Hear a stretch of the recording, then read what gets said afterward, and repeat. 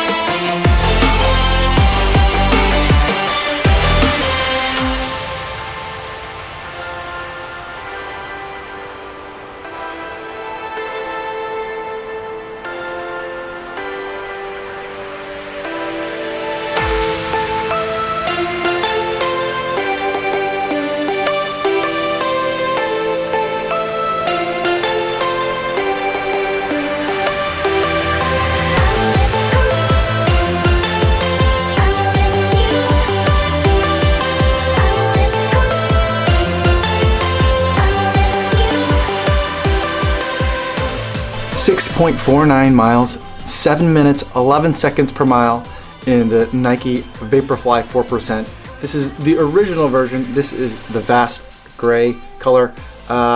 It's not the flyknit. It's not a new color version of the Vaporfly 4% flyknit.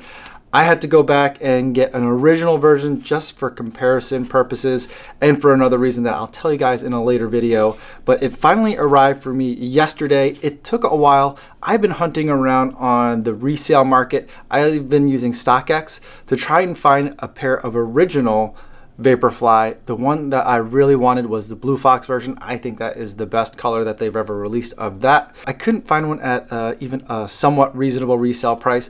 I was able to get one in Vast Gray, and I'm very, very happy with it. The colors on this one, you look at them online, they look a little bit bland, a little bit boring.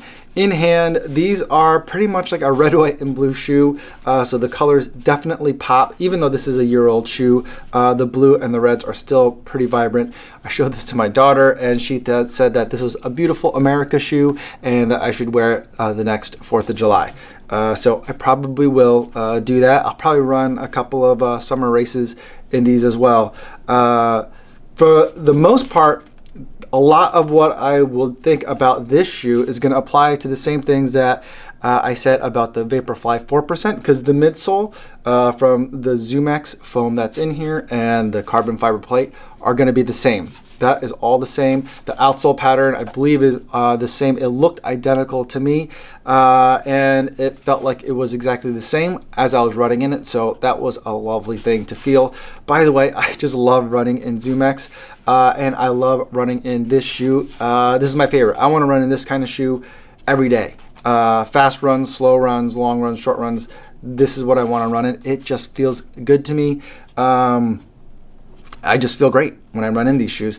As you could tell by a little bit by the pacing today, I ran a lot faster than I probably should have for the amount of time that I ran that speed, considering that I'm tapering. And in just a couple of days, I'll be running a marathon in Saturday in Indianapolis. So probably got a little bit carried away, but I was just having so much fun running in this shoe. The main area of difference is the upper, which is very different from the flyknit. And for the most part, I think I like this upper better. So this mesh material, it seems much more ventilated than flyknit does. There's huge holes in here, and they're not actually complete holes. What it looks like is there's actually two layers of material that are laid layers of very thin material that are laid on top of each other, and on the top layer there's a hole in these little slits that are all through the shoe, and the layer beneath it there's a little bit of mesh, so it's not completely a hole, it's a hole with some mesh in it, so stuff's not going to get it there, and it's not going to be kind of like a tear point, so you don't have to worry about that. I haven't seen too many other shoes, I haven't seen any other shoes that have kind of wear points due to the ventilation holes, and these ventilation holes work really great. They're speed holes, they make you go faster, and it also lets a lot of air in. And so as I was running, it was a little bit of a cooler day than any other day that I run in my Vaporfly flyknits, but I definitely felt a lot of cooling action coming in through the top of the foot, and I think it has to do with these slits. There's a little bit of a toe cap up here, and there's a heel collar back here, very thin, a little bit of padding, very soft suede-like material on the inside. And this entire back area here reminds me very much of the Zoomfly SP. And so this was something that was very familiar for me to put on. It was like meeting an old friend, and so I really enjoyed the back down here. In terms of the fit, I know a lot of people felt loose in the heel cup of the Vaporfly flyknit. I still felt a little bit loose in this too, but I didn't mind, and I kind of prefer the little bit of room and the little bit of cushioning and padding that this provides, and you don't get that kind of cushioning and providing in the heel cup of the flyknit version. The one area where I do prefer the flyknit to this upper is in the tongue. And this tongue has that like notched V tongue, very thin. It does have a lace loop for the laces to go in here so it doesn't flop around too much. But this, I just feel like it's floppy and kind of gets in the way. By the end of my run, 6 miles and change today, on my left foot, this had kind of squished all the way over and I could see the top of my sock. So I didn't really like that. It makes me a little bit nervous wearing this for a marathon this weekend, but this is definitely going to be my marathon shoe. I just love the way it feels. It doesn't, it looks a lot like the Zoomfly, especially with the way that the Zoomfly SP is made, but it doesn't feel like a Zoomfly to me.